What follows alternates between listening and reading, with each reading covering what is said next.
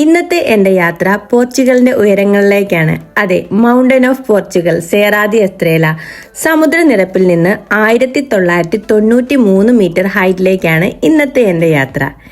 ഇതൊരു പ്ലാനിങ് ഇല്ലാത്ത യാത്ര ആയതുകൊണ്ട് തന്നെ ഞാൻ വളരെ എക്സൈറ്റഡ് ആയിരുന്നു. കാരണം കുറെ നാളത്തെ ആഗ്രഹമായിരുന്നു ഈ യാത്ര. അത് പെട്ടെന്നായപ്പോൾ ഒരു എക്സൈറ്റ്മെന്റ്.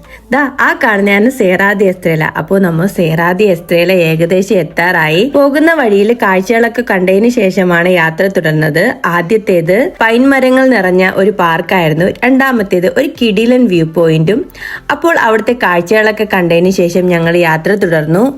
പോകുന്ന വഴിയൊക്കെ അതിമനോഹരമായ കാഴ്ചകളായിരുന്നു.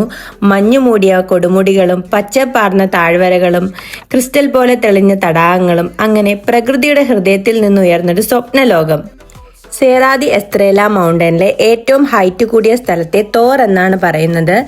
ഇവിടെ ഒരു റെസ്റ്റോറന്റും ഈ പ്രദേശത്തെ സാധാരണ ഉൽപ്പന്നങ്ങളുടെ ഒരു സ്റ്റോറും പിന്നെ സേറാ ദി എസ്ത്രേല സ്കീ റിസോർട്ട് എന്ന സ്കീ സെന്ററുമാണുള്ളത്.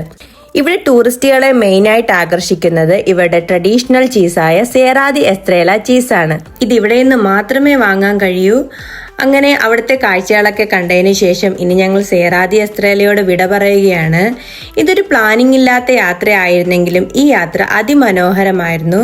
അതുകൊണ്ട് ഈ യാത്ര ഇവിടം കൊണ്ട് അവസാനിപ്പിക്കാൻ ഞാൻ ആഗ്രഹിക്കുന്നില്ല. അപ്പോൾ വീണ്ടും കാണാം.